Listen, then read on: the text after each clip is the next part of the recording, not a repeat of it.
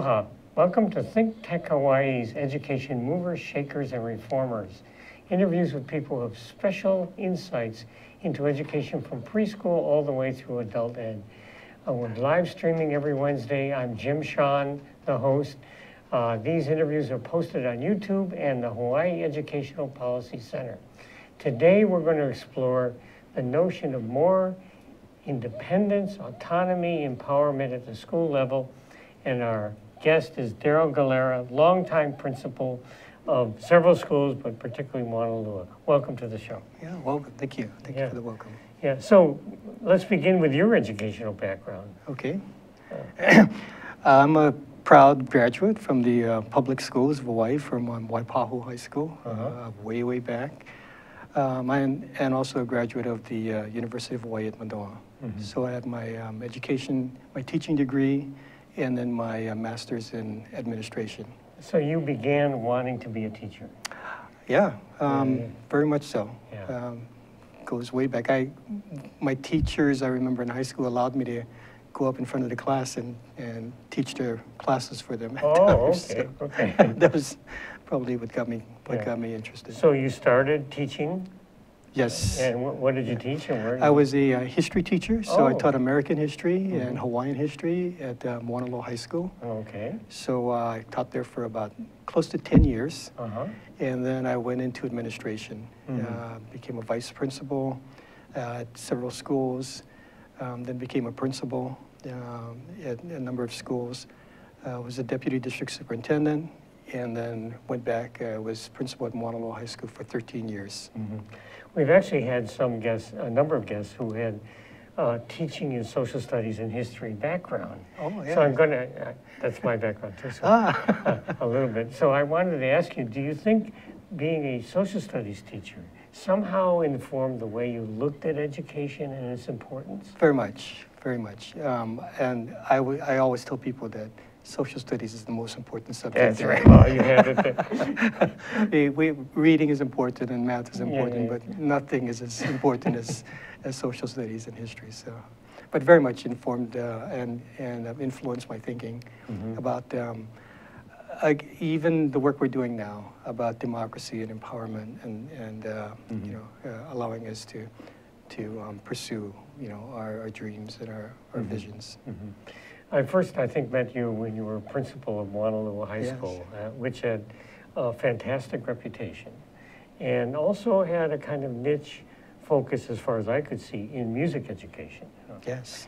So talk a little bit about what it was like being principal of this kind of a middle-class high school, would you say? Or actually, you know, Moanalua High School is really a comprehensive high school, representative of most high schools. I think some people think it's kind of like a upper middle class type of school, but it's actually very representative of almost all high schools across the state. My return to the high school was in 2000, and I was very much pulled back to the school where I taught, and actually under the, I taught under one of the most visionary leaders, I think, that we've ever had in the Department of Education, and it was James Kim, who was the principal who opened up Moanalua High School. Okay. And he created a school where he built a culture of innovation, of creativity, where everyone in the school was empowered. And that had obviously a huge influence on my thinking, on my experiences and the work I do. So he had, and you had, the authority, really, and a certain amount of influence in creating that school campus. Yes, yes. And so it's a school that's very much student-centered, what students feel will engage them. We formed a lot of smaller learning communities, but also a lot of informal, smaller learning communities. Our music program was the biggest in the state. 3 full orchestras, the largest marching band, larger than the University of Hawaii, and you know, one of the most accomplished music programs in the state. And again, that's something in in the face of what many schools were dropping their band programs and trying to double down on math and reading, you know, again, we listen to our kids and our parents and our community that the fine arts is one of the most important parts of education. So we made sure we continue to support that. So the community really drove a little bit of that as well? Sure. Yeah, The school is the center of the community, so you have to listen to your community. Right. The voices of the parents and the students are most important. So you said it was a student-centered school. Yeah. Well, everybody says that, you know. So what would be, diplomatically, I suppose, a school that wasn't as student-centered? What does that look like? Well, and is that common? You know? Right. When we talk about school empowerment today, in terms of looking at the students, we talk about the voices of the students have to be center and in the forefront. And so you have to engage and you have to listen. You have to ask students and you have to listen to what they say and what they think and just value them and preparing them to be citizens. So very much their voices become the center of what you do. So are there mechanisms on campus that channel and collect and sift through that student voice? And I think there's formal mechanisms where we collect surveys and we have focus groups, but there's informal mechanisms where you have to be out on campus, you have to be meeting with students, getting to know the students and their families and participating in their activities and supporting them in everything that they do. It's like you live, you know, you have to live 24/7. 24/7. Yes. Yeah. Well, it sounds like the student voice is something more than just going through the motions and asking a survey or something like that. It also sounds like that your rapport, maybe from teaching, allowed you to connect with students, that they would talk to you and you would know how to talk to them.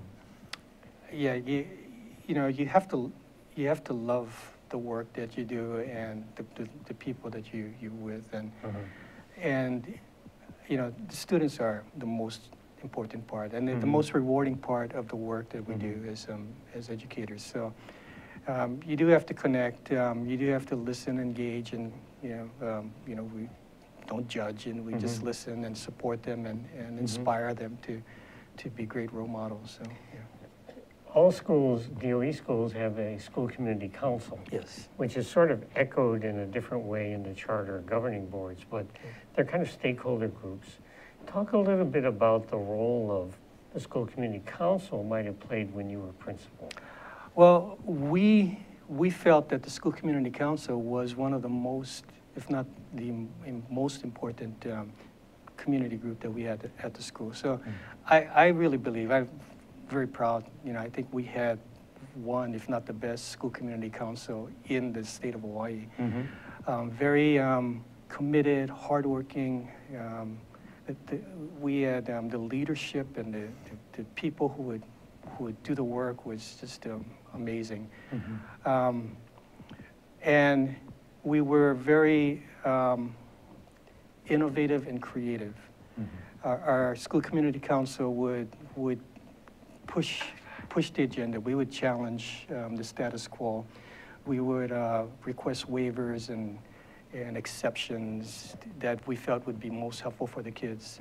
The Mauna Loa SEC is the group that created the so-called waiver days that state, you know, when the professional development days that people wanted at other schools. And we were the first to propose the exceptions for supporting new teachers who may not be tenured and how to keep them and so forth. And again, very innovative, very creative, and willing to take risk and make changes in the best interest of kids. So you had an environment, a leadership style, an approach, a rigorous engagement of all the stakeholders. So isn't that school empowerment?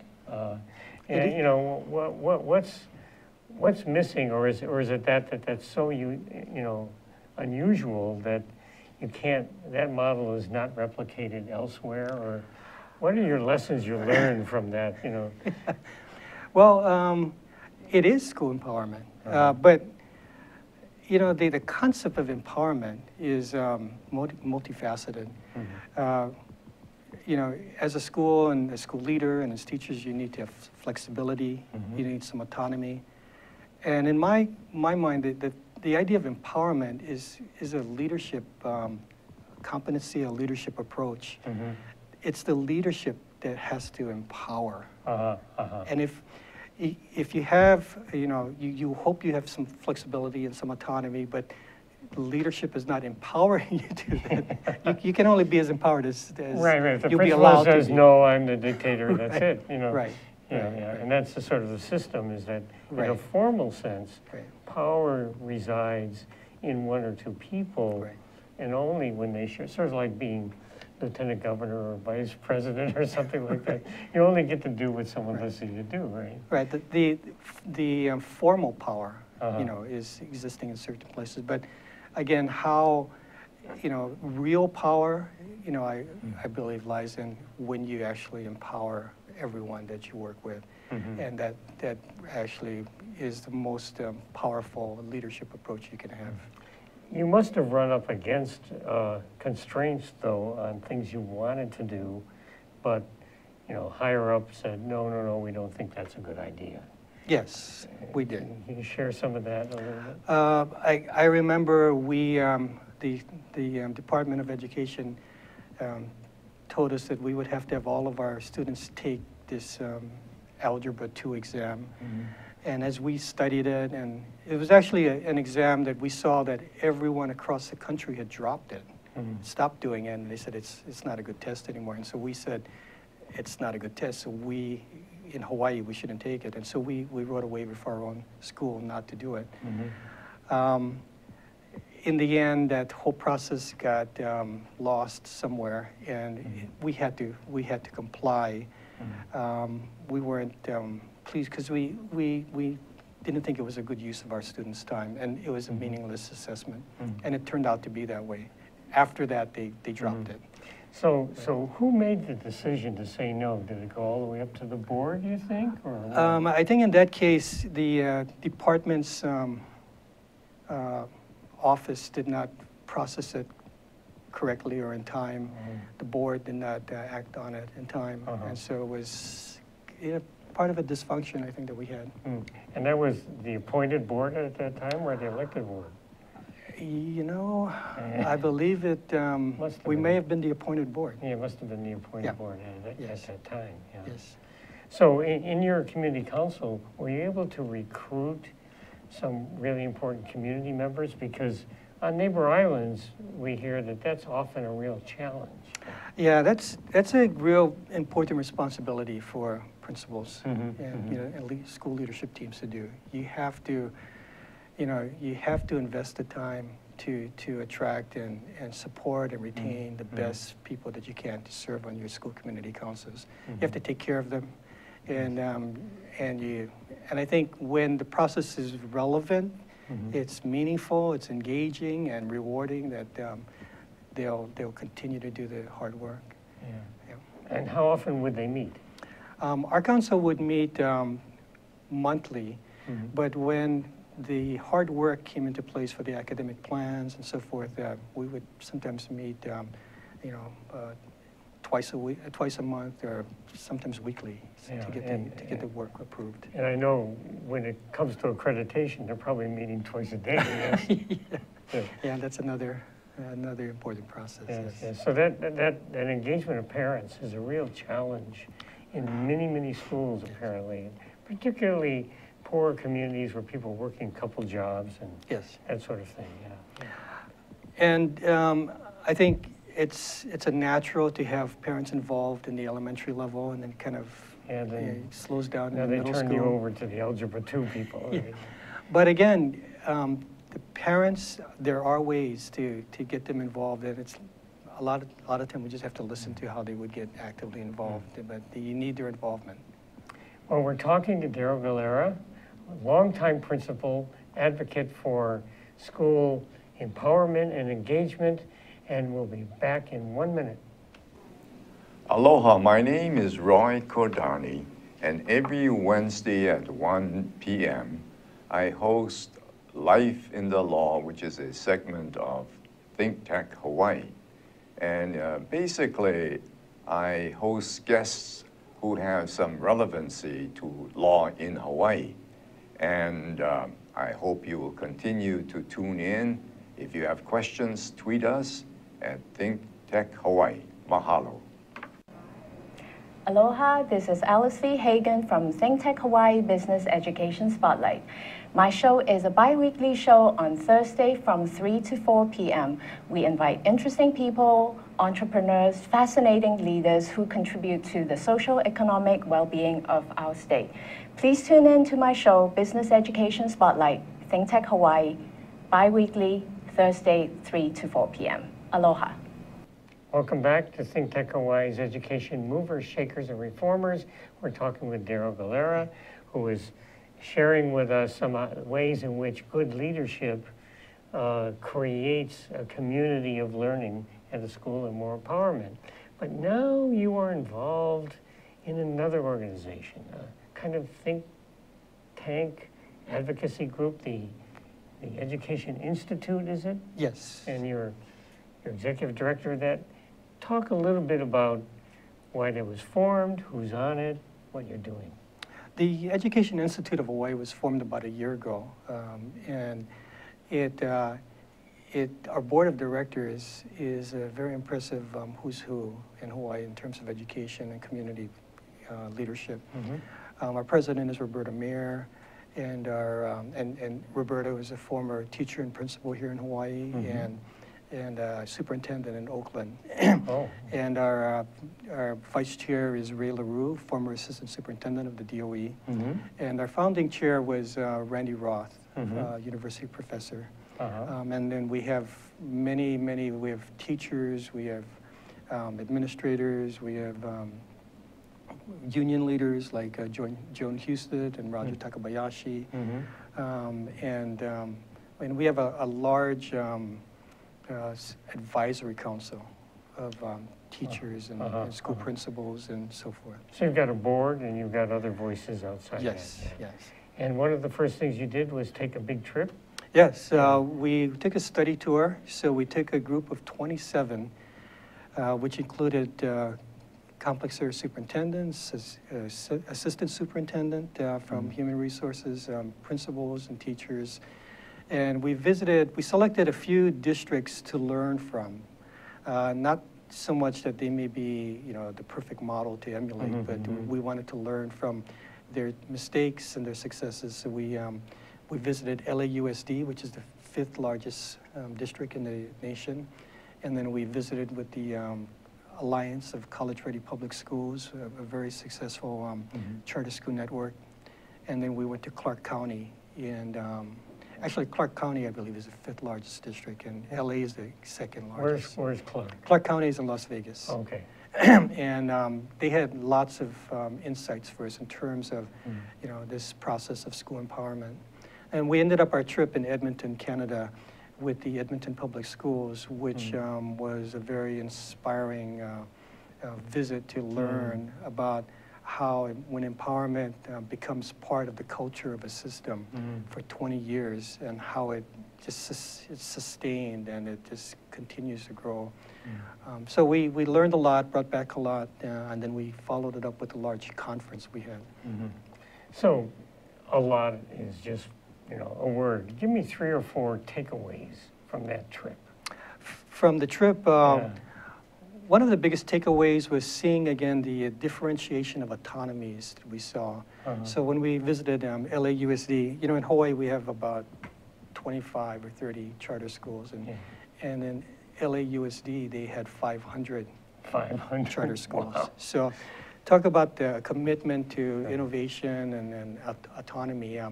And it was differentiated. There are different levels and different readiness levels of that.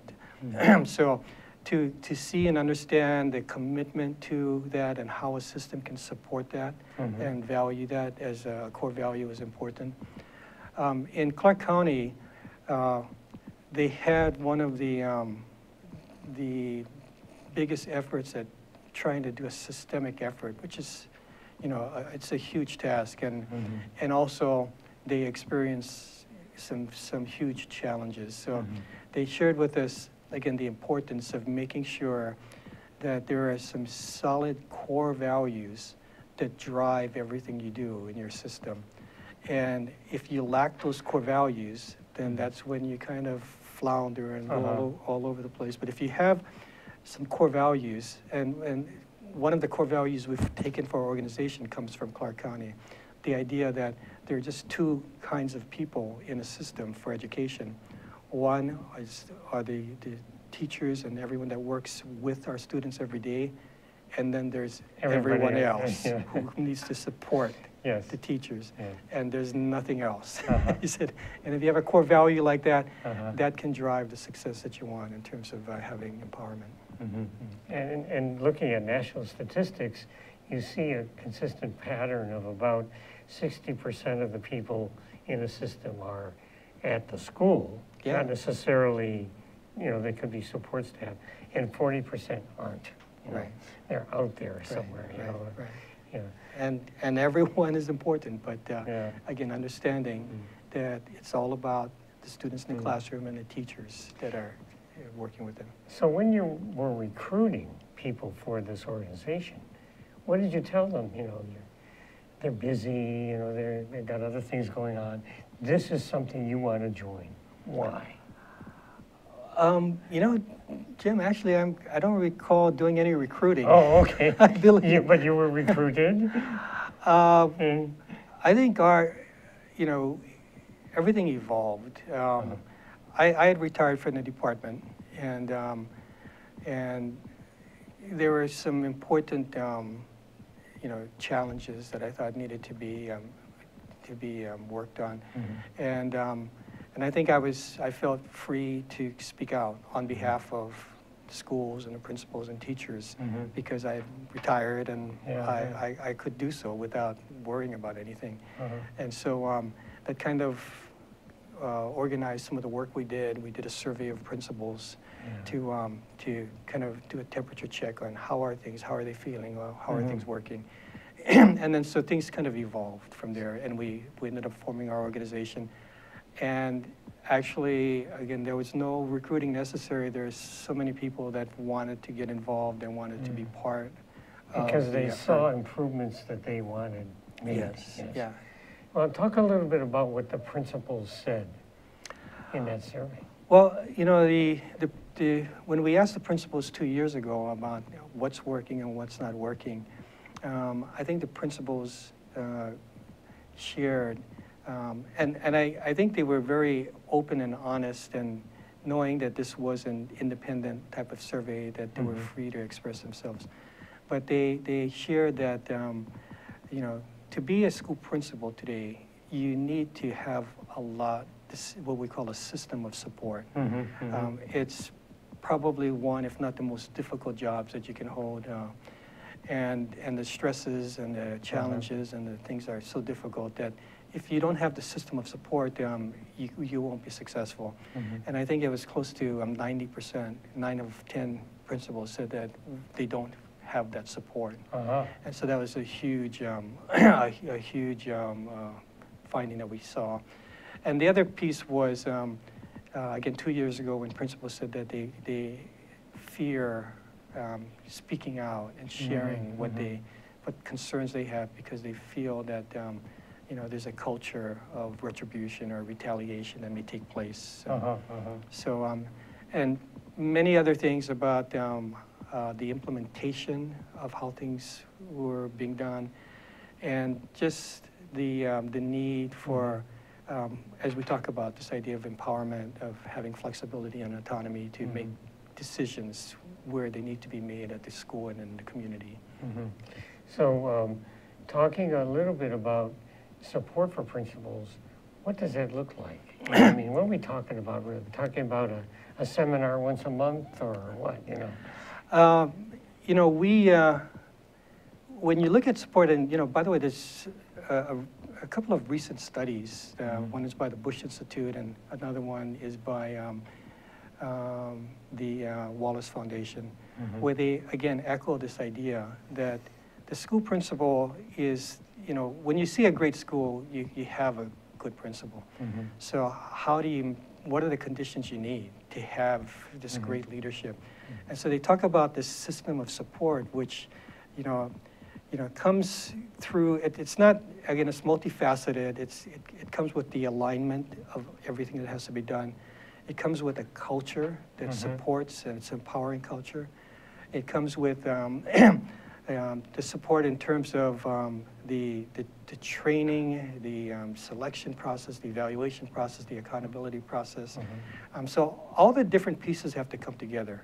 It's not a one single thing. It's the whole system making the job possible, and setting up leaders to be successful, not to be overly compliant and to be in fear or to not be able to think innovatively and creatively.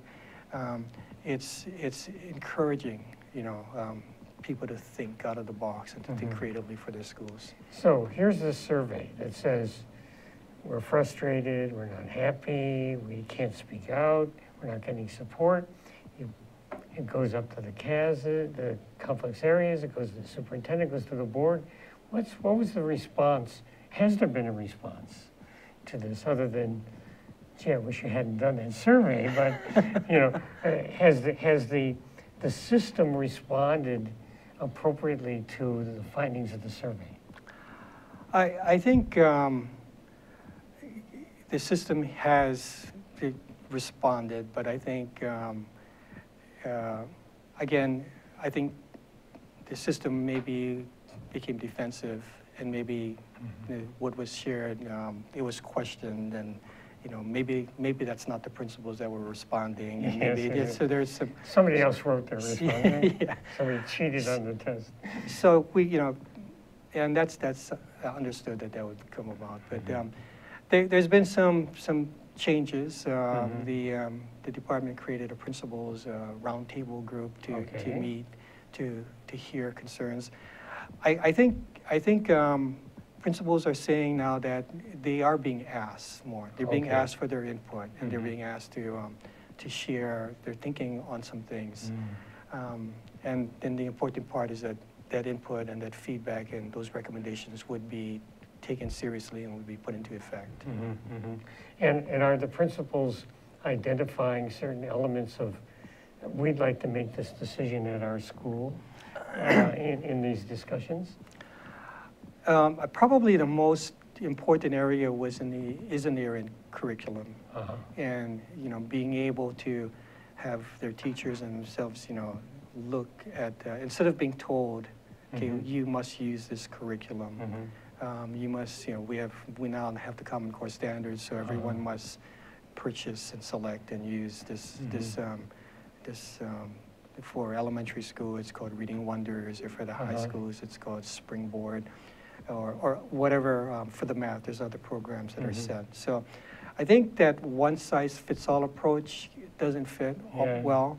And so I think there's still issues and concerns about that, and the decisions, again, which again, the decisions to be made need to be made by those closest, to the classroom and working on it. I mean, some schools may have had to stop using some very powerful curriculum materials that they had built up for years. So I know when the board was talking about tablets, they were very clear. They are going to determine what goes on that tablet, period, right? So this is after the survey, after, the new governor, even during the campaign, is talking about autonomy, right? Boom, this is going to be it, Yeah, again, decisions made in the central office, there are some important ones that need to be made there. But when we're talking about teaching and learning, and all those decisions that relate to that, you have to trust. First you have to have, again, the system in place where you're going to have, very effective teachers and the best leaders. and then you have to trust. That's why you hire them. They know best. They really do know best how to teach our students to be successful. Well, trusting is one of the lessons you're learning from this entire journey about how to develop leadership at the school level. Yes. We're talking with Darrel Galera, Executive Director of the Education Institute of Hawaii, and we'll be back in 1 minute. Hi, I'm Donna Blanchard. I'm the host of Center Stage here on Think Tech Hawaii. Center Stage airs every Wednesday at 2 o'clock, and of course you can check out our archives on YouTube or on Think Tech Hawaii anytime you like. Why should you do that? Because this is an arts show that I believe is making a difference in lives. We talk with artists of various ilk. We talk with painters and writers, playwrights, novelists, poets, sculptors, dancers, you name it, directors, actors, of course. And we don't only talk about what people do, but we talk about how they do it. And my favorite part of the conversation, we talk about why they do it. And it's really common on this show to hear people say, wow, I didn't think about it that way. And it's very common to hear people afterwards who have seen the show say the same thing. And I hear all the time that people are inspired by the conversations that we have. So why don't you join us and be inspired too? That's Center Stage on Wednesdays at 2 o'clock. We'll see you Center Stage. Welcome back to Think Tech Hawaii's Education Movers, Shakers, and Reformers. We're talking with Darrel Galera, who is the Executive Director of the Education Institute of Hawaii, pushing for, exploring ways to do autonomy. And I wanted to ask a basic question that it's kind of inherent in a lot of what your institute is doing and when you're a principal, and that is at least some perception that schools often are not interested in learning from each other. We know that, for example, today in the newspaper, they list all the scores and ratings under this new system, right? And there's some, stellar schools and others that have high marks, right? People are not calling them up to say, how did you do it? You want to comment on that, the dilemma of sharing curiosity, having the time to share? I do want to comment on that. The leading research studies indicate that the most powerful thing that we can do today in education is this professional learning collaboration that needs to be done. For teachers, it's teachers working in a powerful professional learning community to focus on pedagogy and teaching. And for schools to do the same thing, to again create these professional learning communities to learn from each other. A high-powered system will have that as a priority. It will be part of the system that you have. It's not something that all of a sudden you'll say, okay, now let's go see, why so-and-so got, those scores or did well. It would be something that's already part of your system. At Honolulu High School, that's what we did. Our focus was primarily on that idea of professional development, professional learning. That when you have that commitment, that's as empowering as you can make it in terms of trying to, get to high levels of success in your schools.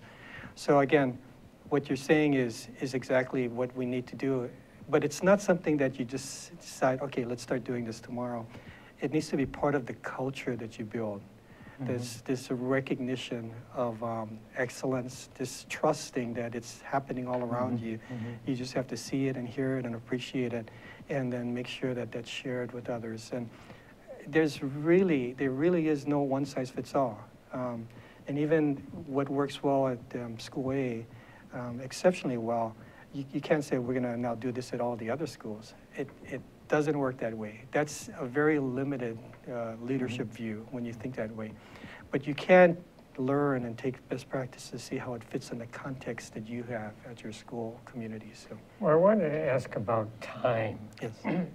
The state determines there has to be a minimum number of instructional hours. The collective bargaining agreement says you can't work us more than so many hours. are these in the way? I mean, how do you find time to do professional development when everybody's teaching their classes and, you know? And John Hattie talks about those things. He calls those the distractors of politics, the distractions of politics. So, and the time and all this stuff, those are truly distractors. Those are nothing based in research about whether or not that makes an impact. When you create a culture, okay, where people value, you know, this idea of working together and teaming and learning from each other, and that becomes this huge part of what you value and what you do. People don't talk about time. They don't talk about, they want to stay. They want so they will stay longer. They will. They're the voluntarily. Right? Voluntarily. So you don't have grievances being filed left and right? No? You don't have that. When you build the culture, and when you, again, you come with this leadership disposition of how it needs to be, you end up not having to deal with many of these types of things that if you approach it in a very black and white way, it kind of gives you more work. You work harder, not smarter. But I would imagine that not all principals have the skills and the temperament and the rapport to pull this off really well. Why is that, Jim? Well, I don't know, you know. And you're involved with leadership training now, right? You know, so what do you do when you do leadership training to help people in their capacity? And sorry for kind of joking with you about that, but that, you know, the idea of school empowerment by itself will not make any difference. The idea really is about school leadership, leadership that is empowering. And so our priority should be in Hawaii is about how to create, how to attract, how to train, how to create the most powered principal or leadership program in the nation or beyond. When you have really excellent school leaders, you'll have excellent schools. It's that simple. You don't have to do all these race to the top things and stuff. When you have excellent leaders, you will have excellent schools. Our focus needs to be on preparing and supporting and sustaining high-powered leadership throughout our system. So you have a lot of principals who've been there a while. They're aging out. Yes. So they've been there a while. They're kind of looking at the horizon of when they're going to retire, right? And I got to believe that you know, the majority have sort of settled into a way of doing things that might not be as well informed as what you're talking about. Is it difficult to work with folks who, you know, I've done this, I know how to do it, you're telling me something different? You know? And that's the concern that we have about this idea of having a culture and a system that's focused on school empowerment. Because when you have that system, then the leadership that you continue to build, you'll build a deep capacity for, again, strong leadership and innovative leadership.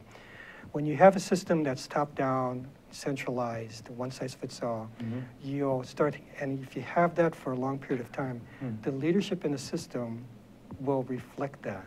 They will not be innovative, they will not be risk takers, and they will be more driven by compliance. So the consequences of a system that is not empowering can be very, very detrimental for our society. And to turn that around may take a generation if we do not focus. Again, the consequences are just huge. So even though, you know, the answer is the space and the freedom to be a good leader, there are things in the way of that, the top-down, you know, compliance-driven system, which, you know, I'm sure from the board's point of view, they see chaos and they want to bring order to the chaos and get those numbers up and whatnot. But it does seem to me that there are institutional, structural impositions that need to be pushed back. Yeah. And is the Education Institute looking at those? And what do you see the future in the next couple of years in this journey to create that space for good leaders? Right. Well, again, we are looking at engaging our community in Hawaii. When many people ask us, so what is empowerment? And so, give us your specific definition of how it will work. I think everyone on the board would be happy to share their own thinking. But really, the approach is that our effort is to engage our Hawaii community, our stakeholders in each of the community on all of our islands, to have their voices become part of this discussion. That's a huge task. Yes. But that's part of the work that we're doing now.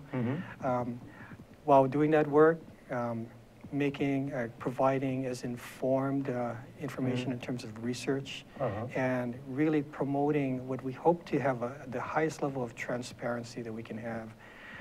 There needs to be a lot more transparency from the system in terms of what's happening and what's working and what the information is, so that that's the only way that a community, democracy can be informed and make good decisions. So it's a big task.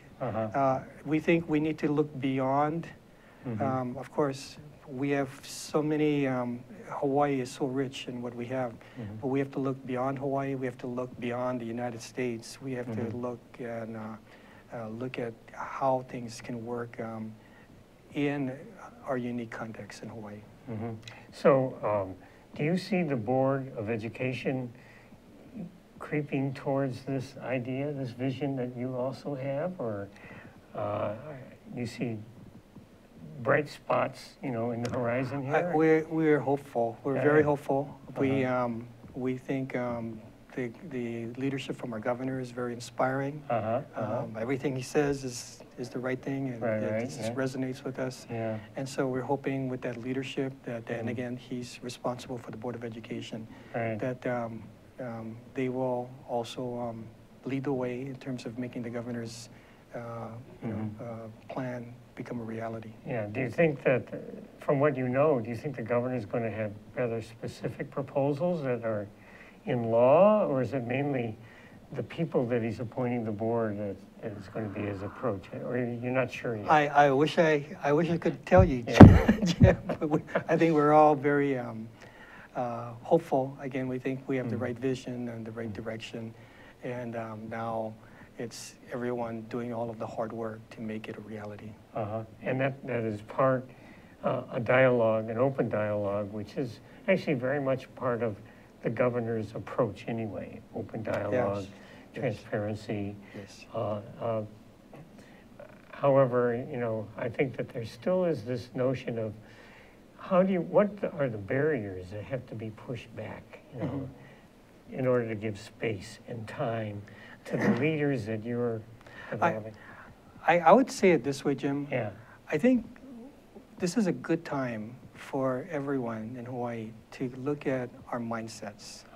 I think we may have developed fixed mindsets about certain things, where we think that certain things are done and have to continue to be done a certain way. And so we think we must have testing and more testing and over-testing, and that's how we should measure our schools. And there's a role for that, but then we have a fixed mindset on that. I think we have a fixed mindset that there's a quick fix for something, that there's a new flavor of the month that will drive the solution, and that the federal government maybe will find the solution for us. And I think we need to change our mindsets to be open and to listen to, our communities, to listen to our parents, our students, and our teachers. That's harder to do than it sounds. And I think if we have that kind of open approach, that we will see some really good things happen. Well, we've been talking with Darrel Galera. He is a mover, shaker, and reformer, helping to change our mindsets. Thank you very much. We'll be back with another Think Tech Hawaii's Education Movers, Shakers, and Reformers next week. Aloha.